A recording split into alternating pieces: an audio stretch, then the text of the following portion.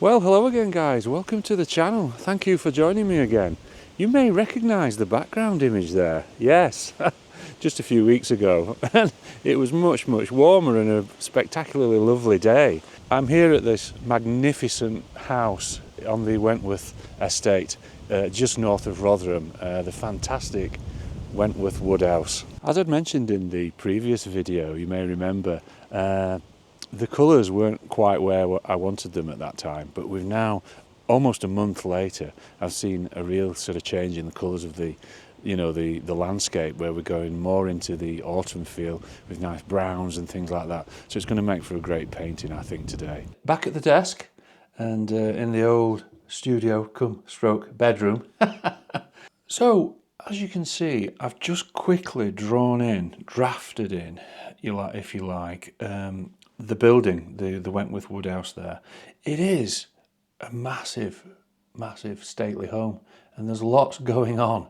So today, what we're really going to try and do is look at this in a simplistic way and try and break it down into simple sort of areas and just look at it very basically without getting bogged down in too much detail. That can sometimes be tricky when you're doing something so distinct and grand in this respect. I always try and put in the windows wherever I can, and some of the very distinctive structure like columns and things like that. But where we do put windows, sometimes they do actually help as a guide, and you can use those in the structure of the painting. The sky today is there's nothing too distinctive about the sky. It's just a sort of a nice early morning sort of misty sky. So let's get some nice water on for the quick wash of the sky. We'll bring it down. Look at this, I've got some sunlight coming in through the window there. How nice. It's a lovely afternoon. Just working that water onto the Fabriano paper. Just nice.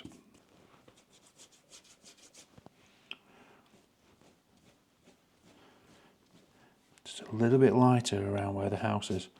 Remember, the lighter we do further down gives that impression of distance, and the horizon line over there. In here.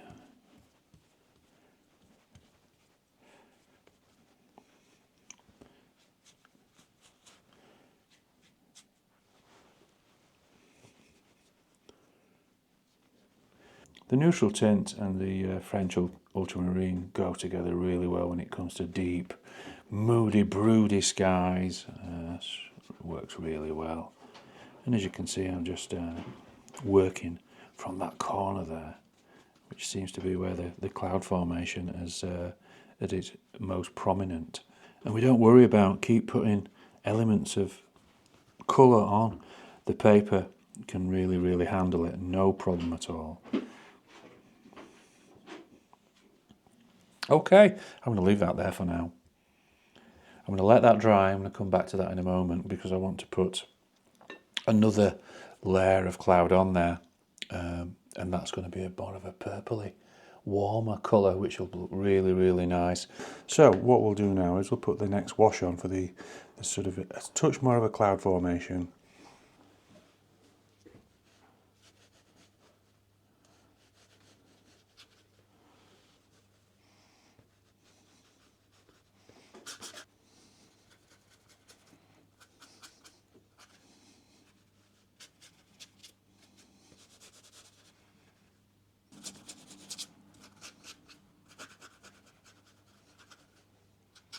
Okay, as we've done before, we can now simply soften off these edges where needed to create that soft wispiness of the clouds rather than harsh edged clouds where we've got a lot more direct light from sunlight hitting them. Let's let some happy accidents happen here now just by adding some water. Okay. That'll do nice. Again, let's let that dry, and we'll come back to that in a few moments. So we can see how just two colours, the Alizarin crimson and the ultramarine blue, can work to create some amazing sort of vibrant purples right from the blue end of the spectrum going through to the the red end of the spectrum and all the crimsons and the purples and everything in between. If we want to darken up a little bit, we would just add some of that neutral tint. If we want to lighten, we're just going to add in a little bit of water to soften it off and fade it off a little bit in that case. I'm going to put some foliage in over here now, just quickly, just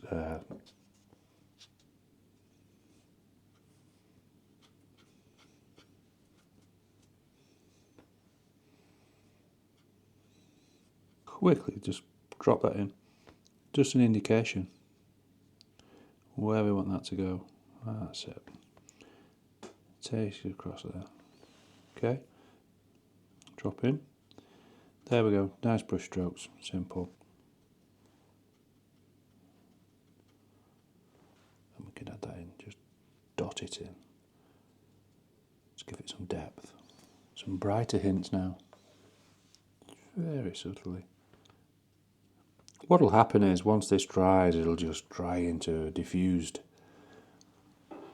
globules of colour, and it's just an indication of that background.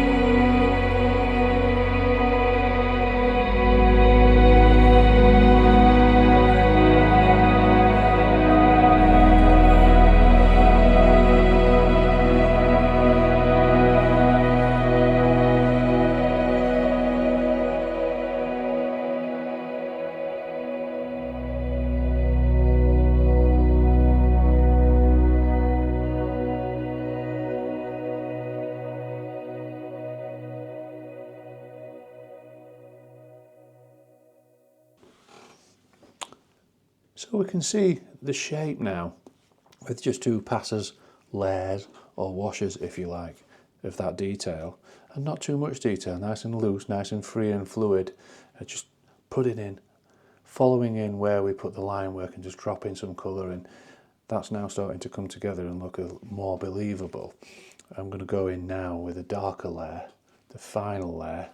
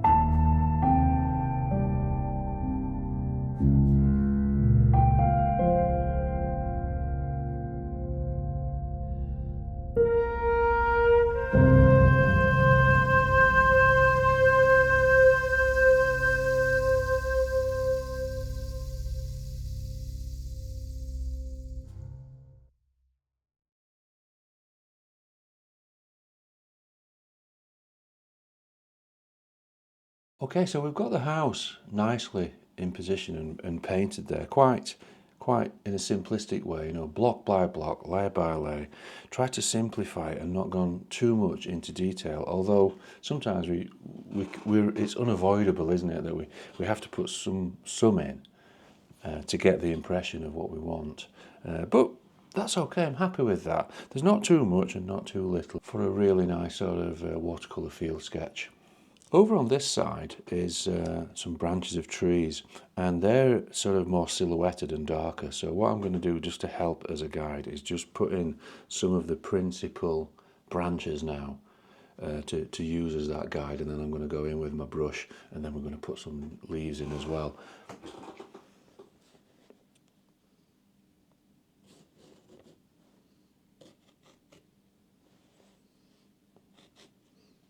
There we go, just as a guide to follow. They're coming quite far over into the picture, which is quite nice. You'll remember a few weeks ago in a previous video where I used a sponge, just a natural sponge, to create the effect of some leaves and foliage on a tree. And that's what I'm going to do with this one.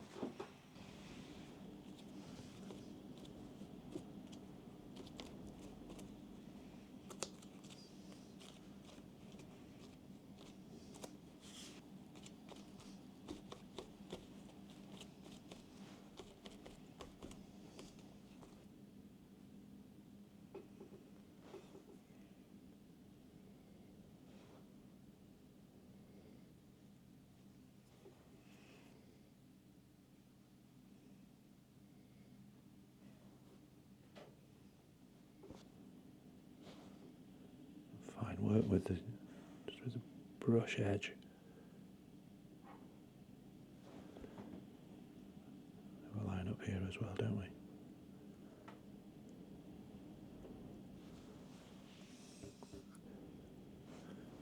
Just go over a little bit.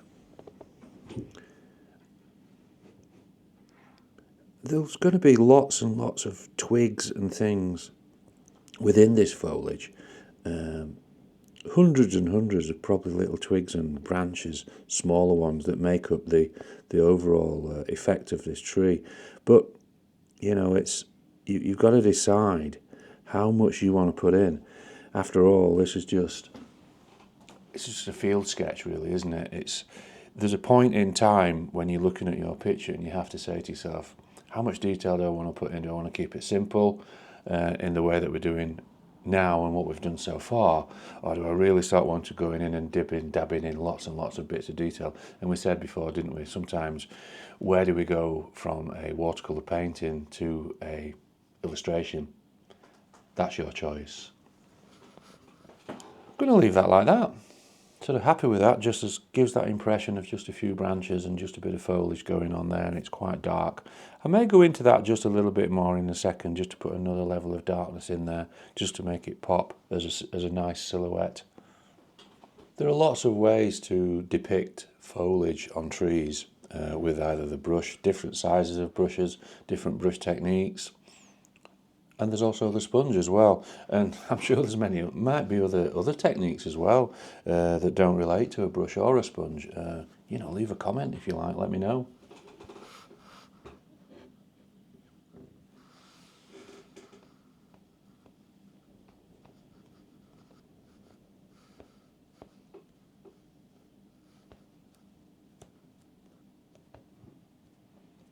All right, let's leave that there now. On this side of the painting is another tree and foliage, but this one affords itself a lot more light because it's sort of caught the morning sunlight coming through the valley and the landscape scene. So rather than this one being silhouetted, it's much brighter, and it's got that golden ochre, beautiful feel to it, with a lot more warmth in the colour. So we're going to mix that colour, and for the purposes of this tutorial and exercise, we'll not use the sponge, but we'll use the brush. So we've got two different options, haven't we, within the painting, so you can see how we can create foliage effects with those techniques. One with the sponge and another one with the brush.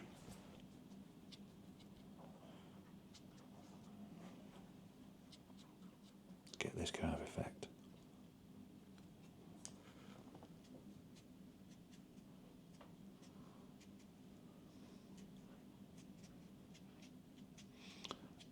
As the amount of paint lessens on the brush, you get more of the, as you can clearly see there, you get more of that scratching effect, which depicts the foliage effect of leaves.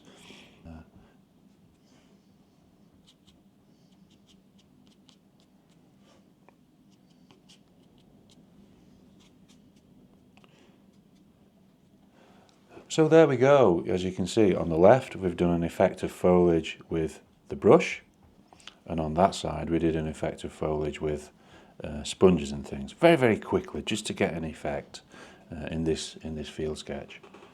Add little bits where we need it. Give the impression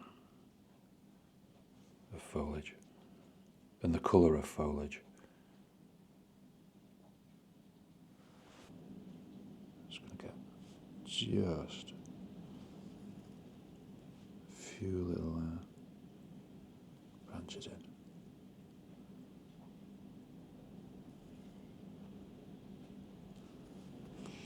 Very fine.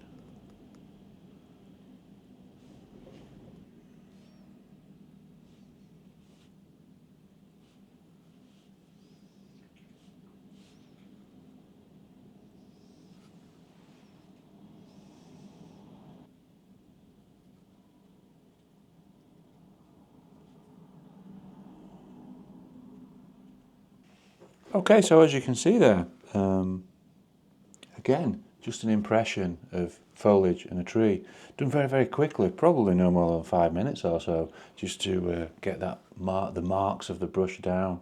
And that's great, isn't it? Because we've just seen how we've gone with one technique on the left and another technique on the right, and you can often choose which one you want to try until you get it perfect how you want it. You know, you might want to do the same. You might want to sometimes use the brush to do foliage, or you might want to use the sponge. So what I'll do now is I'm just going to put some of the foreground in very, very quickly. Take about 5 minutes to do that, hopefully, and it'll give an impression of the foreground coming forward. Drop him straight in here.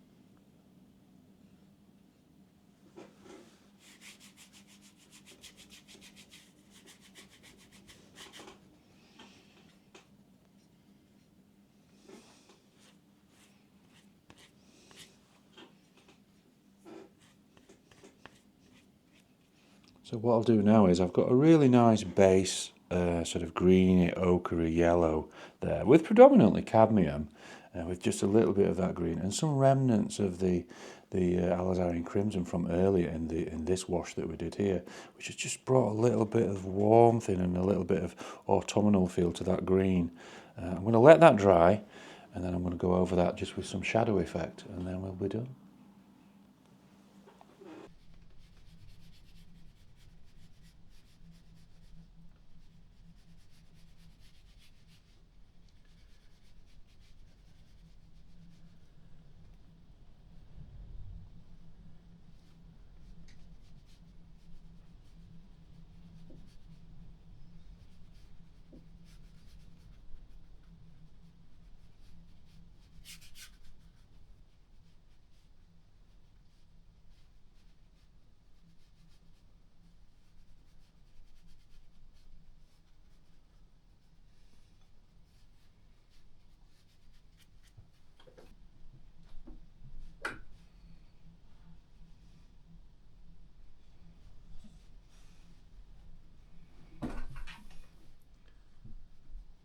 sort of a shadow on this side, stretching all the way across the path as well. Some nice happy little accidents of gaps being created just by adding the brush here, which indicate almost like shafts and little beams of light that have escaped and managed to get through to the lawn, through the foliage of the trees, which really help.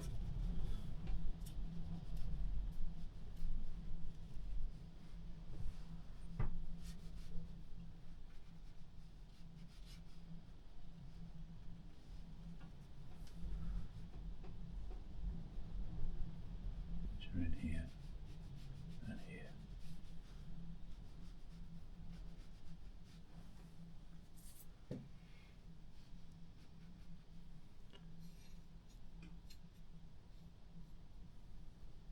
A little bit in here, a little bit just here.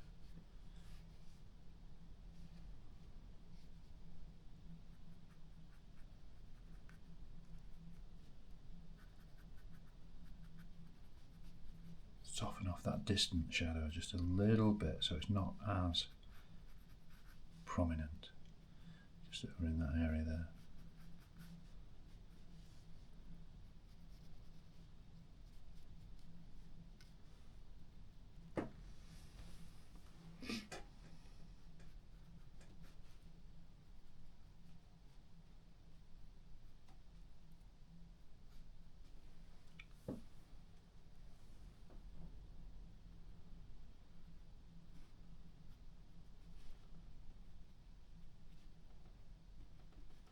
As I've worked those shadows into the foreground there, and it's really made things pop and come alive with the light and the shadow effect, I can actually see the overall balance of the field sketch now, and it will mean that I just want to add in a little bit of, well, a slight amount of detail or tone just to other areas, just to make them balance out nicely. And I'm just going to work into this tree with a little bit of branch work just here, and that'll be it.